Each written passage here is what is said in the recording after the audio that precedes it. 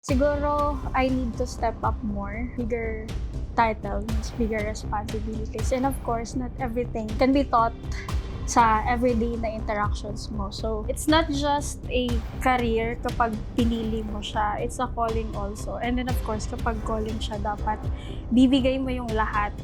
Wala akong knowledge kung paano nag-run or yung culture ng usual, yung mga BPOs talaga. Gets ko nung una na of course, kailangan ko talaga magtanong and all kasi nga bago ako dito. Pero nung nakakapa ko na kasi yung procedures and all, yung pasikot-sikot.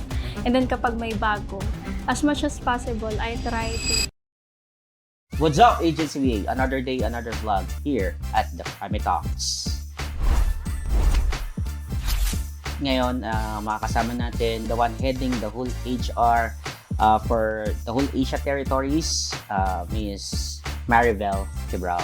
We're here to know more about her personally and professionally.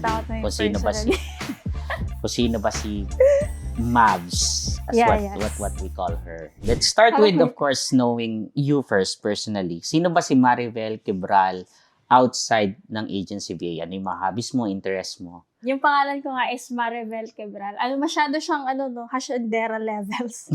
It came from, my mother used to love watching movies. So, it came from a movie. Yung bida doon, ang pangalan niya ay Maribel. So, na-inspire siya. Kaya yun ang pangalan ko. But, ang palayo ko talaga is Mavel or Mavs. So, you can, everyone here at Agency VA calls me Mavs. So, outside of Agency VA, usually ang ginagawa ko is, I watch a lot of series. So, I think common knowledge naman yan sa mga friends ko talaga na I love watching TV series and of course, movies din. And then, I do workouts, pero usually, hindi siya yung super workout, I jog.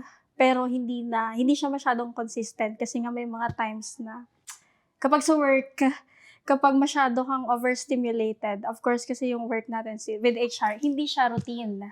So, ibig sabihin, every day, may mga pasabog. So, may mga unexpected na nangyayari na kailangan natin i-prioritize. So, minsan, I am left with zero energy na talaga pag nakawi. So, I would sleep sometimes. Pero, I would like to stay active. So, yeah, nag-jog ako. And then also, I am rediscovering my love for reading. I love books since high school and college. So, yun yung mostly na would take up my time kapag outside of work. And of course, yung errands. Kasi recently, nag-move out ako dun sa... Kasama ko kasi yung sibling ko, diba, before. Nag-move out ako. So, I am living alone right now. So, maganda siya kasi na-exercise ko yung freedom ko. Yung freedom na hindi mo kailangan maisip kung ano yung gagawin mo. Just do everything kasi mag-isa ka lang. So, yun. Hindi na makikisama. Even though na kapatid mo or sometimes family member na because siguro dahil medyo nagkaka-age na tayo, hindi na tayo dun sa tinatawag nilang pal, right? Totoo. Since you're now trying to move to a much bigger career or bigger role sa buhay mo. Yeah. It's actually a good start. You mentioned errands. Anong errands yun? Grocery. Mostly grocery talaga siya. Tapos, and of course, syempre, minsan you have to reward yourself din. So, yung mga sa food, eating, and then, syempre, yung kung ano-anong mga bagay na usually kasi mas nahihilig na ako ngayon sa mga gamit sa bahay. Diba? Adulting, trentahin levels. Yung mga ganun. Sobrang saya-saya ko na sa simpleng bowl na bibilhin mo, simpleng mga extension. Sobrang saya ko na nun. So, ganun. Yun yung happiness ng mga trentahin talaga. Mga age ninyo. Sa amin kasi mga pa kami. Naku, naglolokohan na tayo. End vlog. You already love reading books before. Yes. So ngayon, why did you mean rediscovering? May bagong genre ba na inaano mo? Actually, wala siyang bago, sir. Kasi hindi siya bago, parang continuation lang siya ng mga book na nabasa ko before. So basically ngayon, yung binabasa ko is yung sa Hunger Games kasi meron sila mga installment pa ng book. So yun. Tsaka nafu-FOMO kasi ako, fear of missing out. So minsan ganyan, pag nafu-FOMO ako, sinasabi ko sa sarili ko na kailangan ko talaga siyang... Mag-catch up. Kailangan mag-catch up. Keep up Okay, sa tama. mga trends. Sa ganun. So, it's still more about series, no? Yung books na binabasa. Mostly ganun siya. Okay. What about other books like knowledge books, mga ganon? Did you try doing that? Last year, noong December, when I got the news nga, with the promotion and all, I decided na siguro I need to step up more because syempre, bigger title means bigger responsibilities. And of course, not everything can be taught sa everyday na interactions mo. So, naisip ko din yun. I am leaning forward to that na magbasa din ng mga books when it comes to leadership, of course, kasi bago pa lang talaga ako sa role na being a manager. So, I am leaning into that. And of course, yung mga, iba mga self-help books na, of course, syempre, hindi naman everyday na self-regulated ka, diba? So, True. ibig sabihin, minsan may mga times na puputo ka talaga kasi, syempre, yung, ano mo din, different temperaments everyday. So, yun ang inaay ko din. Gaano ba kahirap maging HR sa isang company? Not just here sa company natin, for the entirety or the engineer. It's not just a career kapag pinili mo siya. It's a calling also. And then, of course, kapag calling siya, dapat bibigay mo yung lahat. Meaning, hindi naman yung give the give, diba? So, wala ka nang ititira. So, meaning nun na you give kapag time ng work mo. And then, you also step back sa role na yon kapag outside the work. Meaning, you know how to compartmentalize. Kasi talaga, madidrain ka naman talaga kasi nga, as I've mentioned earlier, na hindi siya yung routine na task na, okay, pagdating mo, ganito na yung gagawin mo. Usually, almost always, ang dami nagchat-chat sa akin ng mga employees na yung gano'n, asking about this, and of course, yung mga managers and TLs also, they want assistance in this matter, so yun. I am overstimulated with interaction, so yun. Mahirap siya if it's not really in your heart, but kapag tinanim mo siya sa puso mo talaga na ito yung gusto kong gawin. And I really wanna parang gusto ko makapag-contribute ng something essential or important naman sa company. So, you will do everything na, you'll know kung paano i-regulate yung sarili mo. Kung paano ka hindi mapunta sa point na mag-burnout ka talaga. So, yun. Alright. Parang it's kind of tricky, to be honest, no? Becoming an HR specialist. Because we're talking about humans, eh. Yeah, totoo siya. People that with different, I think that's with different position, like, from rank and file to managers.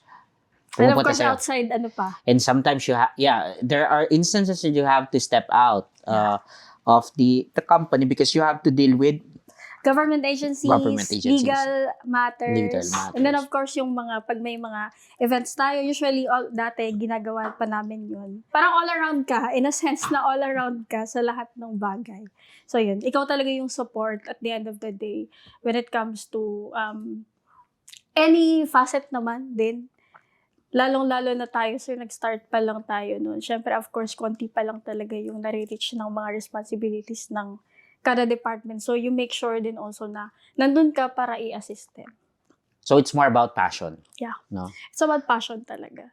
It's a profession, but most likely, parang what I'm grasping is talagang you need, in order for you to be successful in this kind of department, you have to have that kind of passion. Yes. Passion sa people, sa tao, no? Sa tao. Sa tao talaga. Kahit na, pakikat, visit ang mga tao. Joke lang. Joke lang. And there are instances that, yun nga, there are actually instances na hindi okay yung pasok ng tao sa'yo. Yeah, totoo. Are there instances na gano'n? May mga instances talaga, sir, na gano'n. But I give them grace kasi minsan kasi lalo na yung mga new hires, hindi nila alam yung mostly, hindi ko naman nila lahat, pero hindi kasi nila alam minsan yung kalakaran on how to approach something sa work. Kasi iba naman yung sa school, ibang-iba yon. Then of course, yung mga lakad nila outside with friends, iba yon, diba? So syempre, I think, binibigyan ko sila ng grace na, yung mga bagay na yon, matututunan nila yon once nag-progress sila dito sa employment nila dito. But of course, it's very important then also to remind them na, hey, kung ganito kasi yung nakita ko na behavior mo kanina. So, let's start with this. On how you can approach someone or anyone moving forward. So, ganun lang yung ano ko dun. For you, personally, ano yung best achievement that you have, regardless kung sa trabaho ba yan o sa personal life, that you can share to our viewers? I would say right now, because I can live independently without, of course, I still need my family. Pero kasi iba yung pag alam mo nang you can stand on your own. Hindi ka natakot na gawin yung mga gusto mo kasi alam mo kaya mo siya. Kaya mo siyang, not just in the aspect of financial, pero kasi sa yung decision making and then how you handle yourself, yung emotional toll, yung nung mga consequences na gusto mong na ginagawa mo. Yung gano'n, yung independent life na natatamasa ko siya ngayon. And I'm so thankful kasi dumating na ako dito. Kasi nga, sabi ko nga, mahilig ako ma-FOMO. So ngayon yung parang, pag nakikita ko yung contemporaries ko sa Facebook na, of course yung Facebook is, syempre, po-post mo lang naman talaga yung achievement mo. Hindi mo talaga may iwasan na ma-FOMO doon. So I'm so thankful na nandito ako ngayon sa position na to. Okay.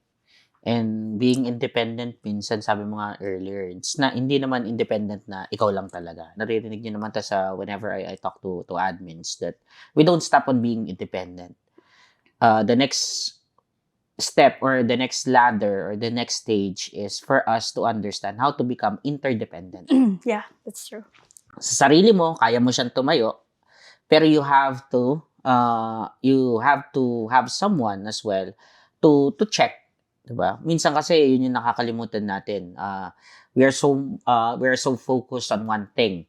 Tapos akala kasi natin it's always us eh. It's always us. Main character. The main character syndrome. Kaya nga nagkaroon ng main character syndrome, 'di ba? Na because siguro dahil nga sa iniisip kasi nila that's the last step, right? That's the last stage, becoming independent. No.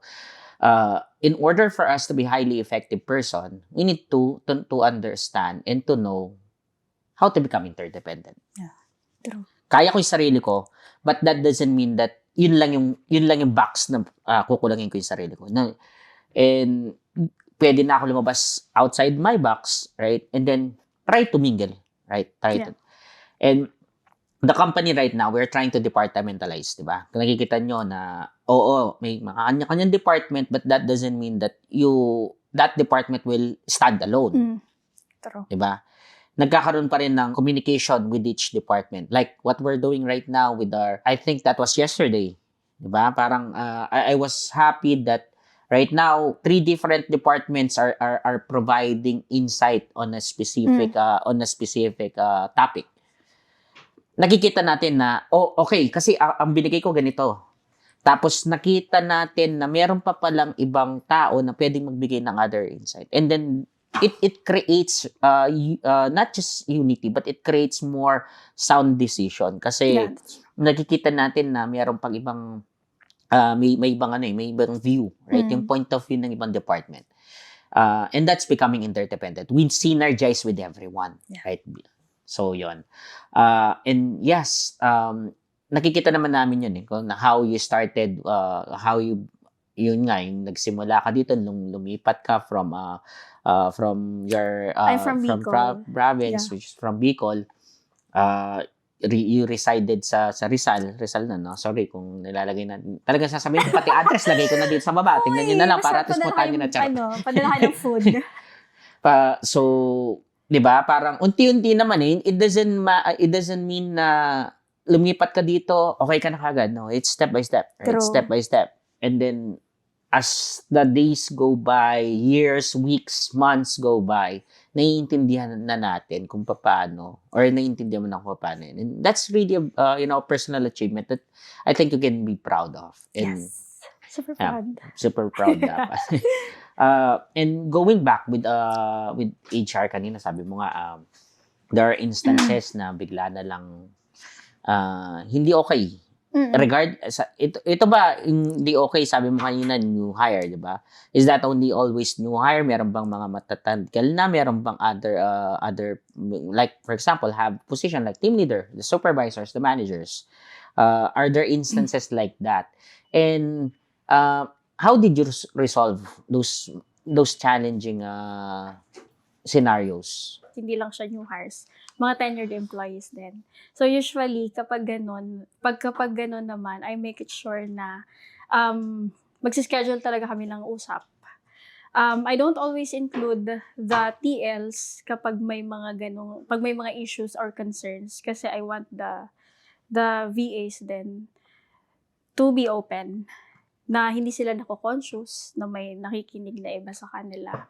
And depende siguro kasi sa nature kung ano ba yung nature ng pag-uusap namin, whether it's coaching ba or investigation. But with coaching naman, mas gusto ko nga na on-site Gusto ko ng face-to-face. Although okay lang naman din kasi hindi naman natin may iwasan yung virtual because may mga work from home employees tayo. But of course, kung kunwari kapag feedback siya, syempre may kahit papaano may flow din naman tayo when it comes to giving feedback, diba? And when I give feedback with everyone, I make sure na they know kung ano yung purpose of the meeting, kung bakit ganito, kung bakit ganyan, para alam din nila. And then they can be at ease kasi 'di ba kapag HR yung nag-message sa'yo na, hey, can we talk? Minsan kinakabahan na sila. So, I make it lighter as much as possible na, ganito yung ganyan, ganito yung expectations ng ating usap. Then, of course, yung pangalawang natin dun is, yung flow ng conversation is, sasabihin mo na kung ano yung nature ng situation. So, dapat facts siya. So, hindi siya dapat assumption. So, basically, dapat yung date nandun, yung kung saan nangyari, kung sino yung mga kasama, and ano yung na-observe na actions or behaviors. So, dapat factual tayo. And then, of course, third step niyan is, i-relate mo siya doon sa rules and regulations or policies na meron tayo. So, if there is a violation, kung na-violate siya, kasi sasabihin mo na this is not in compliance with what we have in place. And then, of course, yung sunod doon is yung impact on how did your behavior impact you as an employee or everyone around you. And then, of course, moving forward, what is expected of him to do. And then, syempre, you have to give the VA also the chance to talk and then clarify everything. Mas maganda yun kasi syempre, kailangan naman talaga nating bigyan sila ng chance na i-clarify din or explain their side. Although it's just a feedback session, but that's very important also. And, syempre, of course, dahil we're in HR and then it's at the end of the day, as employees, you have to be conscious of the rules and regulations. Syempre, yung consequences once maulit pa siya or may ganong same instance in the future. So, ganun siya. But if ever may mga difficult employees naman to talk to, I try as much as possible talagang maximum tolerance. Diba? Parehas din with the police, yung mga police, may maximum tolerance din sila na tinatawag. Same with HR din, with dealing with people. Kailangan mo talaga ng maximum tolerance, maximum grace, and maximum patience. So, hindi mo dapat, gaya din naman ng ibang interaction mo outside, kailangan mo din i-match yung stay calm as much as possible, wag nating i-match kung ano man yung tono na meron sila. Syempre may mga times din talaga na minsan yung di mo nare-regulate din yung sarili mo. That's why yung growth naman is a continuous thing kasi usually dati may mga instances na ganun. But ang good thing naman is I would catch myself na okay, sa susunod dapat hindi na ganito, hindi ganyan. Pag umuwi ako, I would reflect on the things that happened during the day. So I would tell myself na, okay, you did something good, but at the end of the day, you have to realize na you're in HR. So you have to regulate yourself every day. Parang every day na repetition ng reminders. You have to remind yourself every day, no? Exactly. Although kasi tao naman tayo sometimes hindi naman natin lalo na, sabi nga if it's already the height of emotion nandyan or tension is building up. And tapos, yun nga, biglang bagsak pa, biglang parang akala mo, dragon na biglang papasok, di ba? May mga nangyayari na ganyan, di ba? And sometimes we are caught off guard. Exactly. Pag naka-caught off guard ka pa lalo, dun pa talaga yung, biglang, sige, I'll match his energy, parang, tapos biglang, hindi. And Dahil that's the nasa ano tricky tayo. part, Yes, no? sobrang Becoming an HR, no? Yeah. Hindi naman namin po sinasabi na maging plastic and whatnot, pero minsan kasi talagang lumalabas yung pagiging humane natin, eh. Yeah, Pagiging totoo. humane natin. Gusto man nating maging professional, right? Or professionally na kausapin sila, but tao kasi, tao, no? Mm. Oo nga. At least good job ka dyan, no? Na But the good thing is, self-regulation talaga siya Awesome. everyday. Yung ganon. Tsaka it's very important din na may ano ka, hindi lang work friends, outside friends din na and then also if you have parang romantic partner, mas maganda din yun na hindi if ever lang. Okay. It inspires, eh, no? Oo, It yung mga ganun, inspires. yung mga significant people, tatanungin mo sa, okay ba yung ginawa ko, yung ganito? Tapos they can call you out. Syempre, gently. And then, of course, syempre, depende din sa dynamics sa relationship nyo. Yung mga tao na yun, yung talagang hindi sila manghihinayang na, or hindi sila matatakot na i-call out. And I also have that here. Syempre, ikaw, si Sir Cram. And then also si Madam Marilyn. Si Madam Ems ay, hindi lang siya coworker, dear friend ko din siya outside. And then also si Sir Russell. We do talk man din minsan. And then si Madam Mane. And then lalong-lalong ngayon si Sir Lenny kasi nga, we're working together in Asian The Asian territory. Yeah. That's the difference siguro becoming an HR to operation. And this is the reason kung ba't may mga ganitong klaseng video, guys. For you to understand kung baka naman kasi may pinagdadaanan or baka naman kasi talagang so strong tayong pumasok nung kaya person were caught off guard. But as much as possible, they were trying talaga to contain themselves. Kasi ang hirap, guys. As an HR personnel, you need to calm, right? As much as possible, keep your cool. Yeah. Sabi mo kanina, HR, lalo na nung when we started here sa Quezon City, there's a lot of moving pieces, tama? There's a lot of moving pieces. That's Tapos true. there's a lot of tasks that were being asked sa isang HR representative or specialist. With those different kind of tasks, what do you think, ikaw personally, yung sa'yo yung strongest competency mo as an HR? Ano yun? Discovering things for myself.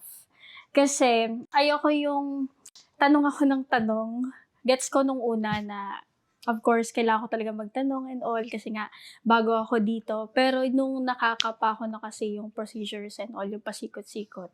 And then kapag may bago, as much as possible, I try to learn it from my own muna bago ako mag-consult sa'yo, sir. Sa tingin ko, mas magiging productive ako doon. And then, of course, syempre dapat na-exhaust ko na din talaga yung mga alam ko. And then, of course, yung sa researching skills natin. But, pag may mga situations talaga na I cannot deal on my own. Kahit anong pasikot-sikot ko sa mga nagawa ko, hindi ko na siya kayang i-deal. That's where I'll ask help from my boss and, of course, and then other departments kung may input din sila doon. Right now, that's the strongest competency na meron ka na. No? Yeah. Yung parang, okay, exhaust ko muna lahat, right?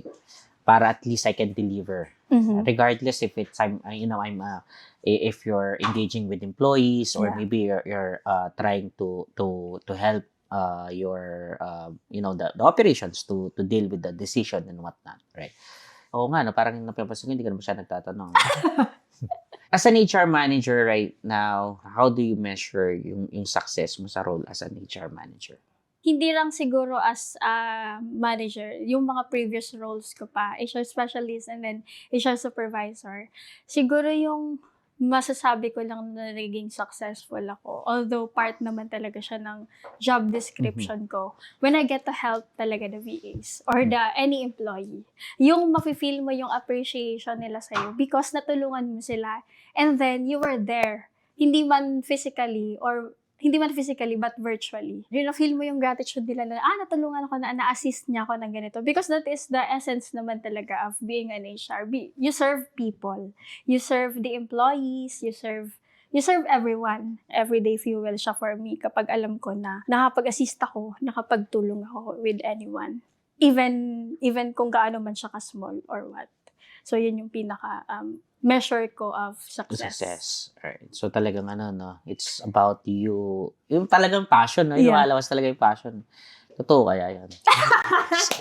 Hindi. And of course, yung deadlines, huy. And of course, the deadlines na binibigay, no? Talaga Kapag nakakomply natin yung deadlines, isa din yan. Quantitative True. True measurement. lang Quantitative measurement. Dati kasi Philippines, you are now given a bigger responsibility to check with other territories outside the Philippines. So it's an Asia territories. We have India, we have Pakistan. So right now, as you heading the HR for Asia, how do you stay updated with labor laws with different countries?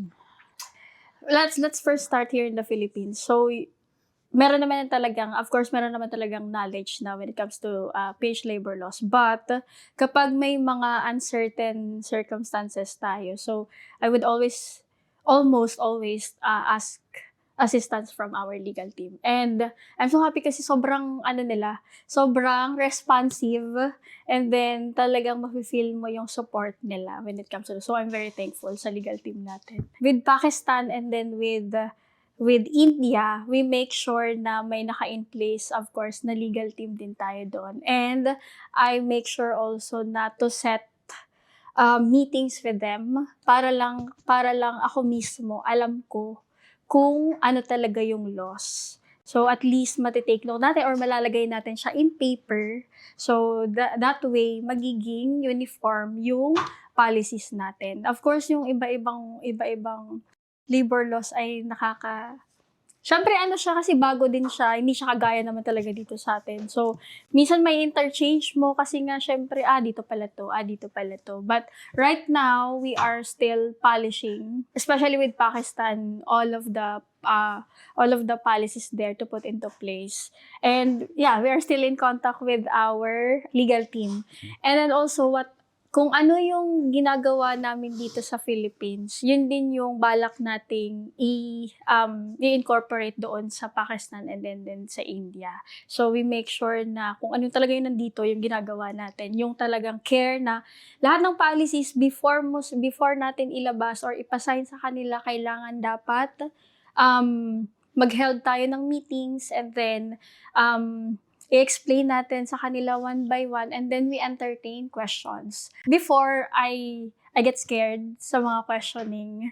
So, but right now, I would say na nakapag-adjust naman ako. So, I like questions because, of course, syempre limited din naman yung, minsan may mga moments ako na, di ko yun naisip. Good thing na ask niya yun. So, I'm thankful doon sa mga questions ngayon.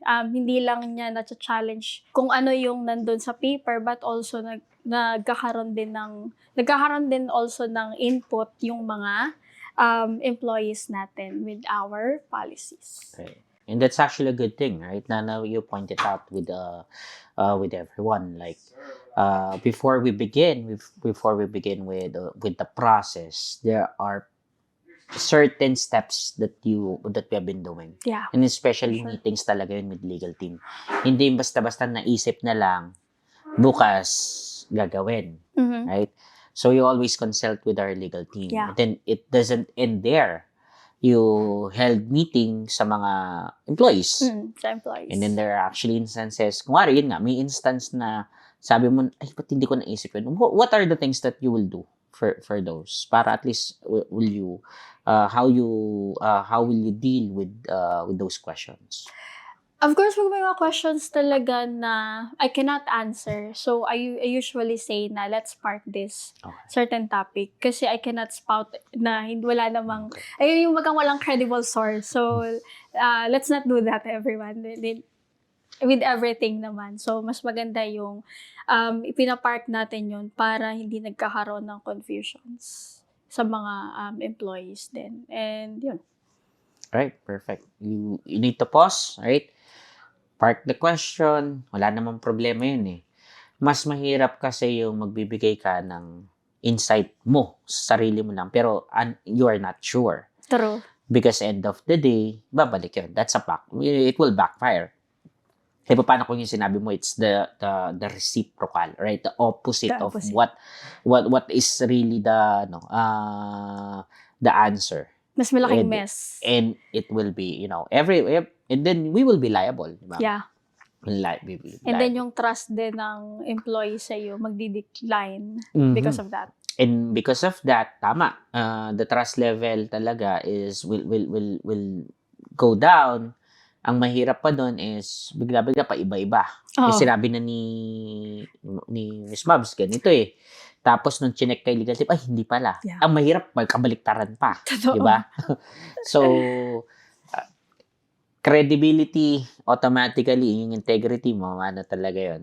It will be matitaint siya. matitaint Yeah, talaga yan. for Tainted sure. talaga yan. Can you actually walk us through bakit ka napunta sa, was it really BPO din ba yung dati mong... No, I'm from hotel industry. So, what's the difference and what made you at least stayed here sa ganito klaseng industry? Knowing BPO.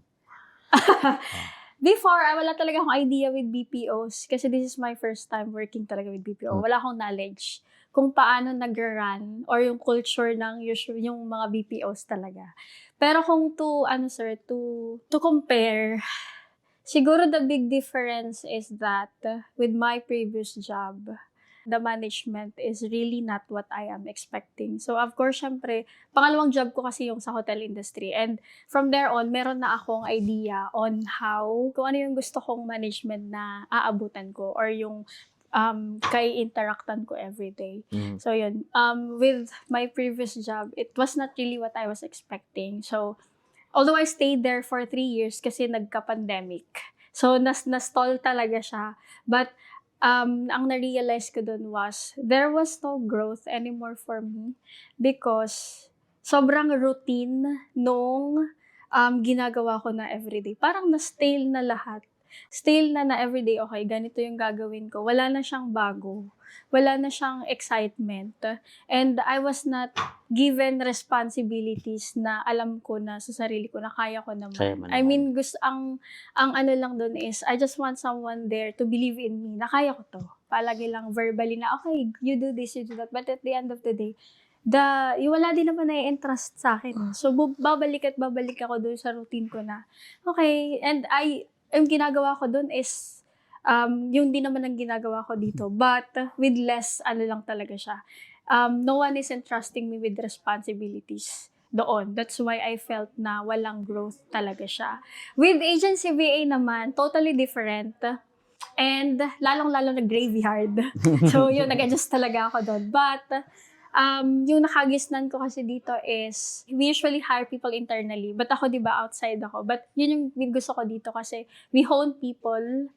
And pag nakikitaan natin sila ng leadership skill or yung competency level nila ay above than the average ng mga nandito, is binibigyan natin sila ng platform for them to grow. And that's what happened with me. Talagang hindi ko na-expect din na I would grow here kasi I was vocal to you before, di ba, sir, na nung pumunta ako dito sa Manila, flight risk talaga ako. Gusto ko talaga mag-abroad. Gusto ko talaga mag-abroad kasi nga, FOMO ako din. FOMO na naman. FOMO ako no na, ano kaya, hindi yata ako magsasaksi dito sa Philippines nung nasa Bicol pa ako. So, might as well try going abroad. Baka doon talaga mag-succeed na ako. And, nung pumunta ako dito, ang goal ko lang talaga is mag-ipon. And hindi ko nga inaay yung HR position. Ang inaay ko lang, try ko yung BPO kasi baka kaya naman. So, before ako ma-offeran dito ng job offer, the night na in-interview ako ni Blessy, so hello Blessy, the night na in-interview ako ni Blessy, meron ako job offer sa Concentrix. So, ang account ko doon is flights, yung mga flights and all. Meron na ako doon. But, siguro it's a way of the universe in saying na, hey, may pa sa'yo, may something bigger pa sa'yo. Kasi that night, yun na yung na-interview nyo na ako lahat. So, and I've mentioned that was the longest interview I've had. But, looking back, sobrang worth it niya. Kasi, hindi ko inaakala na mag-grow talaga ako dito. And I would really pour my heart and soul dito sa role na to. Thank you. Na-interview ba kita? Hindi naman nata. Oo, na-interview ko. Diyos ko, 1 hour ang interview ko. Okay. So 1 hour din to. So, ganun din, di ba? Final question. You have been talking about, yun nga, yung paano ka nagsimula, right? From your 2 jobs before, flying here, Yeah. right? Going, trying to leave the Marivel that you want, di ba? Yung parang becoming independent. Siyempre, hindi naman siguro umusbong ng ganun yun eh. So, sino yung naging biggest influence mo para, you have this career or professional advancement and why? I saved the best for last. Kaya nga, nakakainis. Nakakainis. Wait lang. Nakot off guard ako. Nakakainis, sir. Hindi ako makakapagsalita pag umiyak ako. Nakakainis naman. Siyempre, biggest influence nga eh. Kaya nga, siguro sa buhay ko, of course, my mother, who recently joined our creator last December. Siya yung talagang, yung mga nanay natin ay talagang, sila yung literal na nandyan since day one mo dito sa earth. Kasi sila yung nagluwal sa'yo, diba? And then, when she passed, when I knew the news, totoo pala yung sasabihin mo na walang binatbat yung heartaches with romantic relationship na experience mo sa hurt or sakit na mararamdaman mo kapag nawalan ka ng magulang. Parang may namatay din sa loob mo. And mahirap siyang i-accept kasi all my life nandun siya. Lahat ng gusto kong gawin sa buhay ko, never siya nagsabi na, hindi mo yan kayang gawin. Kahit na minsan dati nga naiinis ako kasi 6 kami magkakapatid. As bunso, hindi ko nakukuha yung mga gusto ko kasi dapat i-prioritize yung Sila ate, kuya. Yung ate kay kuya kasi nag-aaral sila. So naiinis ako nung dati na, ano ba yan? Bakit ganun na? Bakit sila na naman? Tapos yung mga damit sa akin ay yung mga pinapass on lang ng mga kapatid ko. Pinaglamaan yan. Pero, hindi ko na-feel na, equally kaming minahal or inaruga lalo na ng nanay namin. So, yun yung ganun na never ko na-feel na na set aside dahil ako yung pinakabata. It's just syempre bata ako, syempre hindi ko yun naiintindihan. Pero as I grew older, na-realize ko dapat naman talaga i-prioritize yung mga kapatid ko. And sobrang strong ng nanay ko. Kasi nga, syempre napag-aral na kami lahat. Going back dun sa sobrang supportive niya kasi yung gusto kong mag-abroad, sabi niya, sige, kung kaya mo, gagawan natin ng paraan. Kasi nandiyan naman din yung support ng mga kapatid mo. And then, hindi ko nga sir sa kanya nasabi din na I was promoted. Hindi. Nasabi ko na lang yun sa kanya nung nakaburol na siya. Nasa bahay na. And yun din yung regret ko din because hindi ako masyadong umuwi sa Bicol. Just to see her, gano'n, na parang para sa akin nun hassle pa. Kaya yun. But, yung mga gano'n na regrets ko ngayon ay pinapatawad ko yung sarili ko because I won't move forward. Tama. And I think my mother, kung nasan man siya ngayon, I know I'm happy and she's proud of me. And then of course, syempre not all families are perfect. May mga rifts din kami ng mga kapatid ko, ng mga matatanda kong kapatid. But during that moment, we decided to be one na family. Set aside kung ano man yun. And I witnessed how my father really loved my mother. Siya yung talagang makikita mo sa mata niya yung lungkot. Nag-vow naman kami na magkakapatid namin na we will make sure na uuwi kami frequently or bibisitahin namin si Papa doon. So yun. I just know na kung nasan man si Mama ngayon, she's very happy and not in pain na. And she lived a life well. Basta sobrang meaningful ng life niya na nakapag-create siya ng mga human being na mga responsible. Lalong-lalo na ako kasi ako yung youngest and I usually cry noon. Pag wala siya, di ba, pag ikaw talaga yung bunso, ano ka talaga eh. Maano ka sa nanay. Oo, pero tinuruan niya din ako maging independent. So yun yung pinaka-influential na tao sa buhay ko ngayon.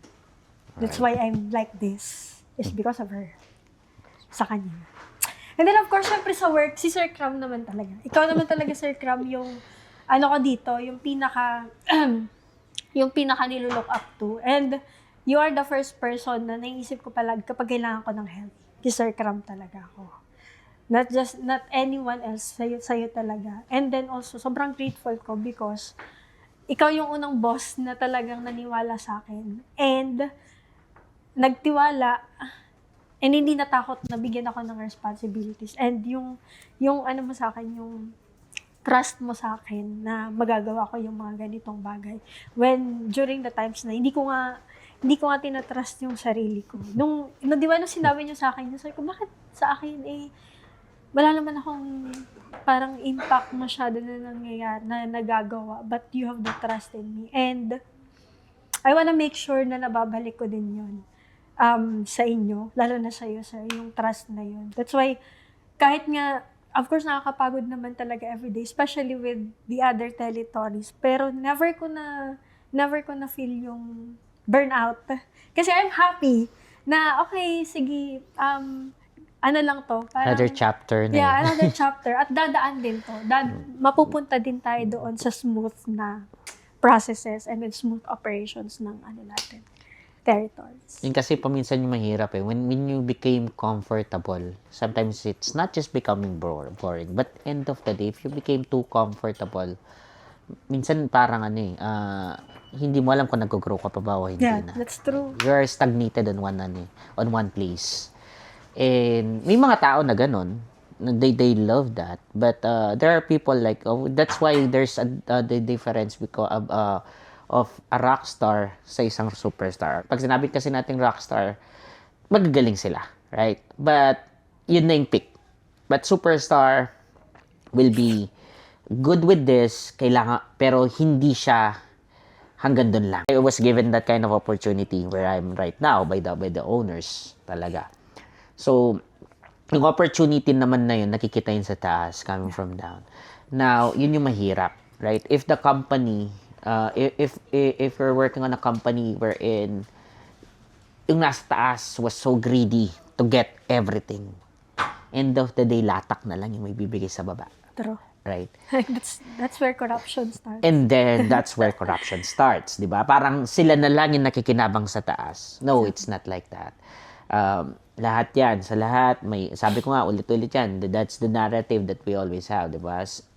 Disrupting systemic poverty. How can we do that if dun sa mismong company natin, we're greedy? Yes. Dun sa taas. We are trying to give opportunities, we delegate tasks and responsibilities to everyone for them to grow. Not for you to do my job. Yeah. Diba yun eh? That's a different thing, right? There's a difference between delegation and giving, di ba?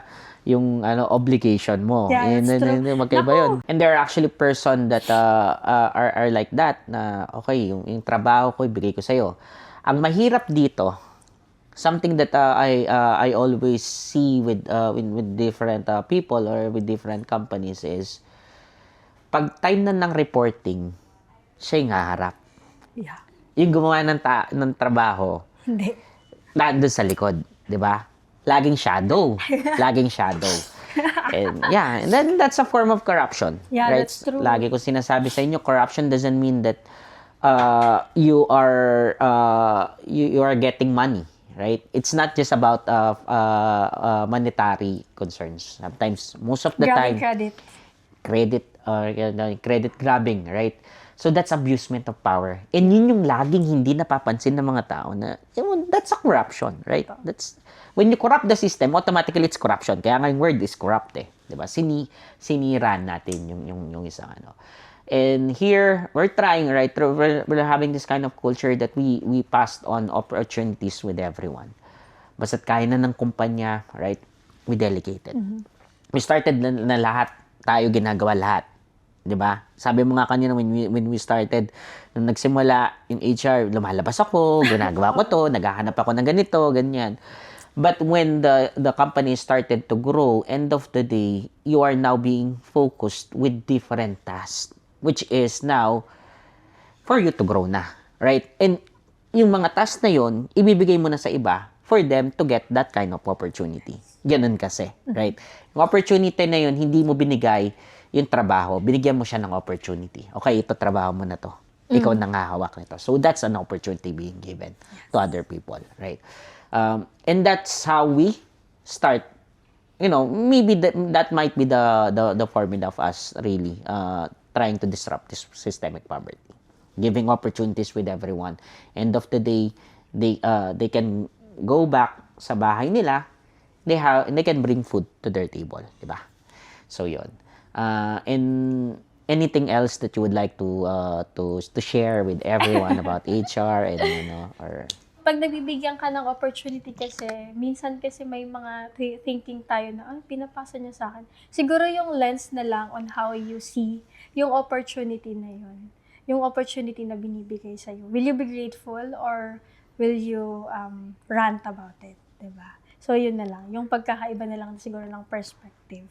siguro sino rin yung tao na nagbibigay ng opportunity. Exactly. And I think that's it. No? Yeah. That's it. And thank you guys for watching our another episode of the Krami Talks. And again, our HR manager for the Asia Territories, Maribel Quebral. Hello. And thank you everyone for watching. And that's the wrap. See you guys sa aming next episode ng The Krami Talks. Peace out!